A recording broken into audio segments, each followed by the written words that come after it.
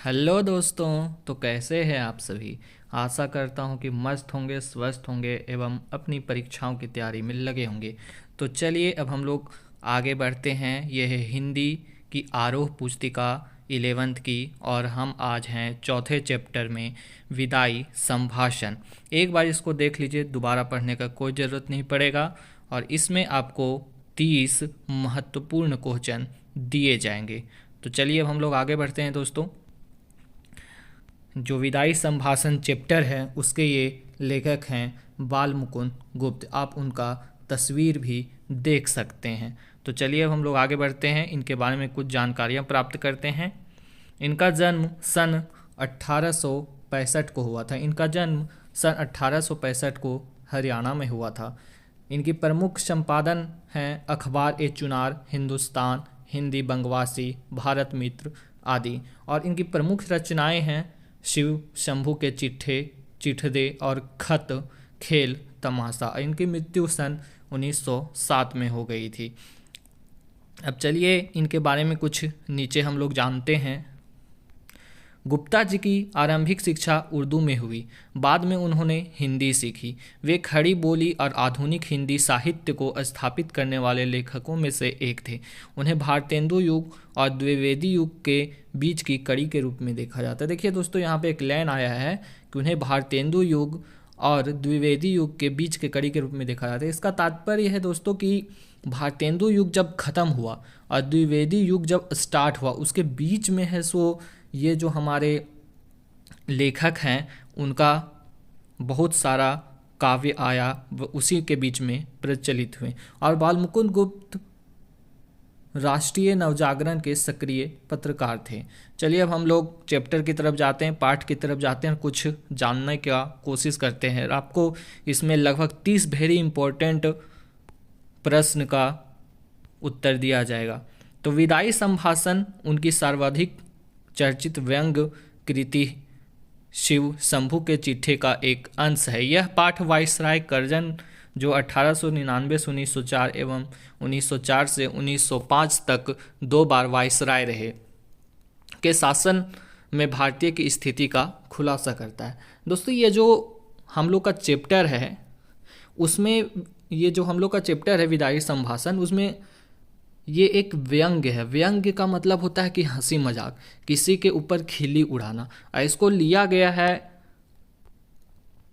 शिव शंभू के चिट्ठे से। इसको जो लिया गया है दोस्तों, वो शिव शंभू के चिट्ठे से लिया गया है। कर्जन वाइसराय थे तब भारतीयों का क्या स्थिति था। पाठ में भारतीयों की बेबसी, दुख, लाचारी को व्यंग्यात्मक ढंग से लॉर्ड कर्जन की लाचारी से जोड़ने का कोशिश किया गया है, किंतु उन सब उद्देश्य शासन में गोरों का वर्चस्व स्थापित करना था एवं साथ ही इस देश के संसाधनों का अंग्रेज के हित में सर्वोत्तम प्रयोग करना था। हर स्तर पर कर्जन ने अंग्रेजों का वर्चस्व स्थापित करने की कोशिश की। वो सरकारी निरंकुशता के पक्षधर थे। निरंकुशता का मतलब होता है कि वो किसी के बात को नहीं सुनते थे, जो उनको मन में आता था वो करते थे। ये जो लॉर्ड कर्जन थे उन्होंने प्रेस की स्वतंत्रता को भी छीन लिया था, उस पर प्रतिबंध लगा दिया था तथा बंगाल का विभाजन कर दिया था। लेकिन काउंसिल में अपनी मनपसंद से एक अंग्रेज सदस्य को नियुक्त करवाने के चक्कर में उन्हें देश विदेश दोनों जगह नीचा दिखना पड़ा, जिस कारण उन्होंने इस्तीफा दे दिया। इसका इस्तीफा तत्काल मंजूर भी कर लिया गया और वो वापस इंग्लैंड चले गए। इसमें बताया गया है दोस्तों कि जब लॉर्ड कर्जन यहाँ पर वाइसराय बन के आए थे, भारत की स्थिति कैसी थी, यहाँ की लोगों की स्थिति कैसी थी। बहुत ही दुखनीय स्थिति थी। लोग बहुत दुख में थे, बहुत बेबस थे, बहुत लाचार थे, कुछ कर नहीं सकते थे। यहाँ तक कि यहाँ पर प्रेस की स्वतंत्रता को भी मिटा दिया गया था। यहाँ पे लोग ऐसे कोई अखबार नहीं छाप सकते थे। ये एक निरंकुश था और प्लस में बंगाल का विभाजन कर दिया गया था। ये बहुत ही क्रूर एक वायसराय के रूप में है सो माना जाता है। अब चलिए हम लोग आगे बढ़ते हैं दोस्तों। ये है आपके जो लॉर्ड कर्जन है, ये है लॉर्ड कर्जन। ये बहुत ही क्रूर था। इसका हम लोग नाम भी लेना नहीं चाहते, पर क्या करें, पाठ है, पढ़ना पड़ेगा। और ये वाइसराय रहा है भारत का। कहानी में कुछ है नहीं। लॉर्ड कर्जन का फेयरवेल हो रहा था, जो यहाँ से होता है विदाई, और उसी में ये एक व्यंग्यात्मक निबंध लिखते हैं जो हमारे लेखक है वो एक व्यंग्यात्मक निबंध लिखते हैं और इन निबंध में बहुत सारा चीज़ दिया गया है जिसको आपको पढ़ को है सो हंसी भी आएगी। एक बार आप किताब में इसे ज़रूर पढ़िएगा। बुक को रीड जरूर कीजिए दोस्तों, बुक को रीड करना बहुत ही इम्पोर्टेंट है। आप बुक को एक बार भी रीड कर दिए, एक बार भी बुक को आप रीड कर दिए ना, तो आपको बहुत सारी चीज़ें जानने का कोशिश कीजिएगा, बहुत सारी चीज़ें इससे जान जाइएगा। बुक को एक बार कम से कम जरूर रीड कीजिए। चलिए अब हम लोग आगे बढ़ते हैं। पाठ में कुछ वैसा इम्पोर्टेंट है नहीं, वैसा कुछ इम्पोर्टेंट है नहीं ना, तो मैं यहाँ पे बताता। अब चलिए हम 30 क्वेश्चन देखते हैं। लमसम 30 क्वेश्चन ऑब्जेक्टिव है जो कि बहुत ही इम्पोर्टेंट है, बहुत ही इम्पोर्टेंट। उससे आपका सब्जेक्टिव भी क्लियर हो जाएगा और ऑब्जेक्टिव भी क्लियर हो जाएगा, आपको आंसर भी लिखने में कोई प्रॉब्लम नहीं होगा। तो चलिए अब हम लोग आगे बढ़ते हैं दोस्तों।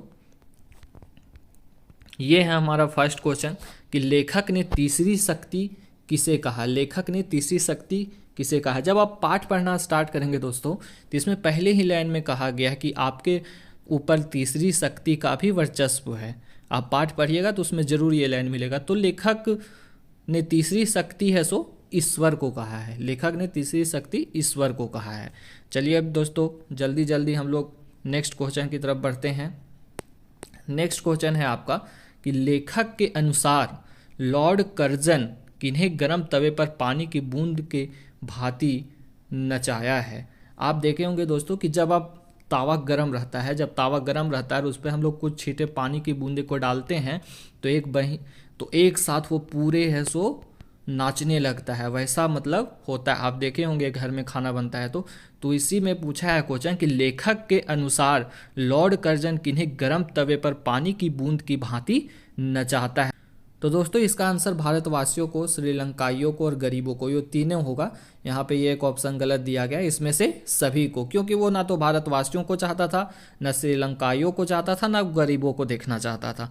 चलिए अब हम लोग आगे बढ़ते हैं दोस्तों क्वेश्चन नंबर 3 की तरफ कि भारत की अनपढ़ प्रजा किस राजकुमार के गीत गाया करती है। जब आप पाठ पढ़िएगा तो ये राजकुमार के गीत के बारे में एक शब्द आएगा। तो भारत की अनपढ़ प्रजा किस राजकुमार के गीत गाया करती है। तो इसका आंसर होगा दोस्तों सुल्तान के गीत गाया करती है। चलिए आगे बढ़ते हैं अब हम लोग जल्दी जल्दी। लॉर्ड कर्जन समाज के किस वर्ग को सबसे अधिक नापसंद करते थे। सबसे अधिक नापसंद करते थे। तो लॉर्ड कर्जन जो थे वो सबसे अधिक है सो नापसंद करते थे शिक्षित वर्ग को। शिक्षित वर्ग को इसलिए नापसंद करते थे कि ये लोग विरोध करते थे हर चीज़ों का। ये लोग पढ़े लिखे थे, ये लोग विरोध करते थे। जो अनपढ़ थे वो तो उतना जानते नहीं थे, जो निर्धन थे वो भी नहीं जानते थे, लेकिन जो शिक्षित वर्ग थे इनका विरोध करते थे कि आप गलत कर रहे हैं, आप बंगाल विभाजन मत कीजिए, आप है सो अखबार पर किसी भी तरह का प्रतिबंध मत लगाइए। तो इसीलिए लॉर्ड कर्जन इन लोग को अधिक नापसंद करते थे। चलिए अब हम लोग आगे बढ़ते हैं क्वेश्चन नंबर 5 की तरफ कि लेखक के अनुसार कौन सा समय करुणा से भरा होता है। इसको करुणोपादक कहा जाता है, लेकिन करुणा से भरा होता है, मतलब कि सैडनेस, सैड से है से कौन सा समय भरा होता है। तो बिछुड़ने का, यदि हम किसी के साथ बिछुड़ते हैं तो वो बहुत ही एक सैड मोमेंट होता है। जब हम लोग का स्कूल में भी फेयरवेल होता था, तो हम लोग बहुत सैड होते थे।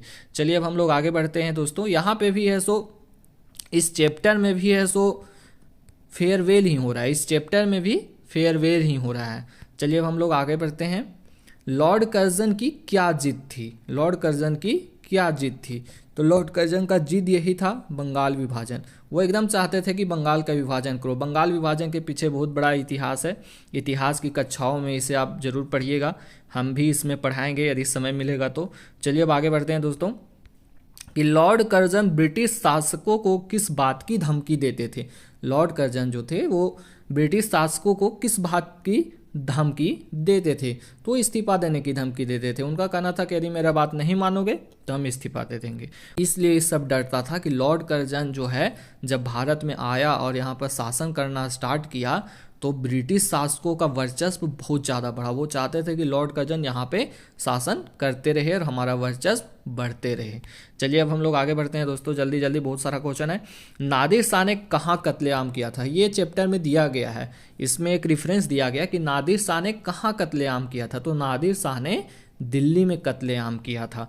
ये एक है चैप्टर में, आप अच्छे से पढ़िएगा किताब को तो उसमें ये चीज़ मिलेगा। चलिए आगे बढ़ते हैं जल्दी जल्दी दोस्तों।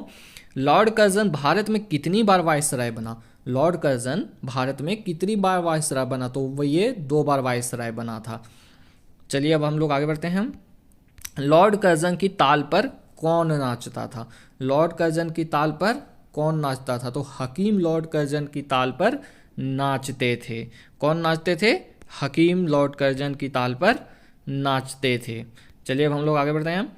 भारत में जितने भी प्रधान शासक आए उनका अंत में क्या हुआ?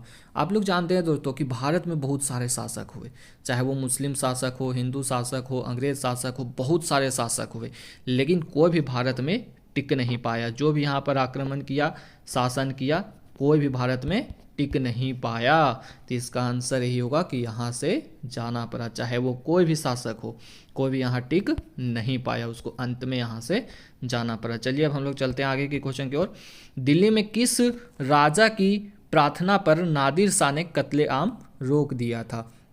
यहाँ पे क्वेश्चन है कि दिल्ली में जब कत्लेआम चल रहा था तो किस राजा की प्रार्थना पर नादिर शाह ने कत्लेआम रोक दिया था? तो वो आसिफ जहां है। ये कहानी में दिया गया है। चलिए पाठ में आगे बढ़ते हैं अब हम लोग। कैसर शब्द किसके लिए प्रयोग किया जाता है? ये कैसर शब्द है वो किसके लिए प्रयोग किया जाता है? तो तानाशाह जर्मन शासकों के लिए कहा जाता है। ये तानाशाह जर्मन शासकों के लिए प्रयोग किया जाता है। आगे बढ़ते हैं। यह कैसा निबंध है? ये क्वेश्चन है कि यह कैसा निबंध है। अब आपको यहाँ पे बताते हैं। संस्मरण, संस्मरण मतलब होता है अपने मन से, अपनी दिमाग से जो कुछ याद है उसको लिखना। अब हम लोग आगे देखते हैं ऑप्शन छाया चित्र, व्यंग्यात्मक। तो ये व्यंग्यात्मक है। व्यंग्यात्मक मतलब थोड़ा हंसी मजाक का है, थोड़ा हंसी मजाक वाला है। इसमें है सो हंसी मजाक का अंश पाया जाता है व्यंग्यात्मक में। तो ये भी जो आपका चैप्टर है वो व्यंग्यात्मक है। चलिए अब आगे बढ़ते हैं। विदाई संभाषण पाठ के लेखक कौन है? ये तो सबसे आसान क्वेश्चन है कि बाल मुकुंद गुप्त है। विदाई संभाषण बाल मुकुंद गुप्त जी की किस कृति का अंश है? ये जो विदाई संभाषण है वो किस कृति का अंश है, मतलब इसको कहाँ से लिया गया है? तो ये शिव शंभू के चिट्ठे से लिया गया है। इसका आंसर होगा शिव शंभू के चिट्ठे से विदाई संभाषण कृत को लिया गया है। विदाई संभाषण पाठ में लॉर्ड कर्जन किस पद पर आसीन थे? ये जो चैप्टर है इसमें विदाई संभाषण में पाठ में लॉर्ड कर्जन किस पद पर आसीन थे? तो ये वायसराय के पद पर आसीन थे। चलिए आगे बढ़ते हैं हम लोग दोस्तों।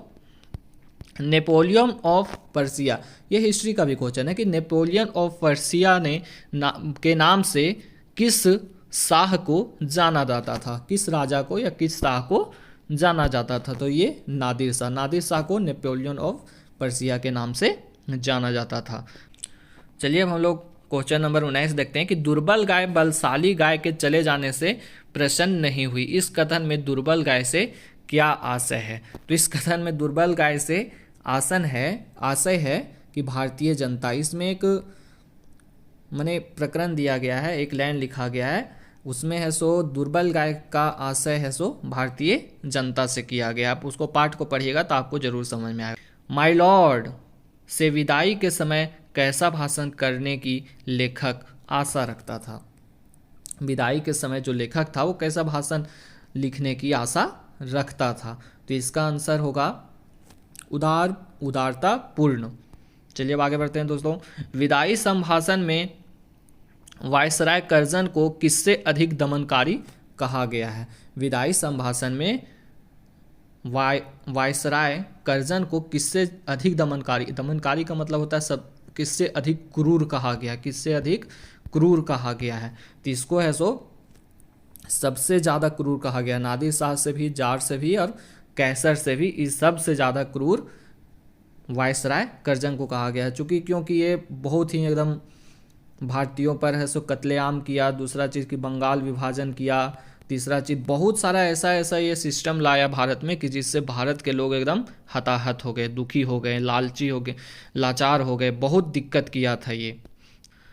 आपके और आपके निवासियों के बीच कोई तीसरा शक्ति भी है, यह तीसरी शक्ति से क्या आशय? देखिए वही लाइन है, अभी तीसरी शक्ति की बात हो रहा था कि आपके यहाँ निवासियों के बीच कोई तीसरी शक्ति है। यहाँ तीसरी शक्ति से किसका आशय है? तो ये है ईश्वर का। ऐसी इसमें ब्रिटेन की महारानी भी हो सकता है। ब्रिटेन की महारानी भी तीसरी शक्ति थी, लेकिन यहाँ प्रश्न के अनुसार पाठ के अनुसार ईश्वर ही सही आंसर होगा। चलिए अब हम लोग आगे बढ़ते हैं कि विदाई के समय बैर भाव छूटकर किस रस का आविर्भाव होता है, किस रस का आविर्भाव होता है, तो वो है करुण रस का, क्योंकि इसमें हम लोग विदाई किसी के साथ होते हैं तो हम लोग साइड हो जाते हैं। चलिए आगे बढ़ते हैं अब हम लोग कि विदाई संभाषण शीर्षक निबंध की क्या शैली है। तो कई बार ये चीज़ आप पढ़ें कि विदाई संभाषण व्यंग्यात्मक है, ये हंसी मजाक वाला है, इसमें मजाक उड़ाया गया है वायसराय कर्जन का। क्वेश्चन नंबर 25 है दोस्तों कि लॉर्ड कर्जन का स्वभाव कैसा था, तो वो बहुत ही जिद्दी था, अपने जिद्दी के बल पर ही वह बंगाल का विभाजन करा चुका था। चलिए अब आगे बढ़ते हैं। भारत की अनपढ़ प्रजा किस राजकुमार की गीत गाया करती थी, तो भारत की अनपढ़ प्रजा सुल्तान की गीत गाया करती थी। लॉर्ड कर्जन समाज के किस वर्ग को सबसे अधिक नापसंद करते थे, तो वो शिक्षित वर्ग को सबसे अधिक नापसंद करते थे। लेखक के अनुसार कौन सा समय करुणोत्पादक होता है, तो बिछुड़ने का समय सबसे बड़ा करुणा से भरा होता है, बिछुड़ने का समय। चलिए आगे बढ़ते हैं दोस्तों। नादिर शाह ने कहाँ कत्लेआम किया था, तो ये दिल्ली में कत्लेआम किया था। तीसरा क्वेश्चन है कि लॉर्ड कर्जन भारत में कितनी बार वायसराय बनकर आए थे, तो लॉर्ड कर्जन भारत में 2 बार वायसराय बनकर आए थे। इसमें कुछ क्वेश्चन रिपीट हो गया है, उसके लिए सॉरी, मैंने देखा नहीं था, लेकिन यहाँ पे कुछ क्वेश्चन रिपीट हो गया है, उसको हम कोशिश करेंगे अगली बार से।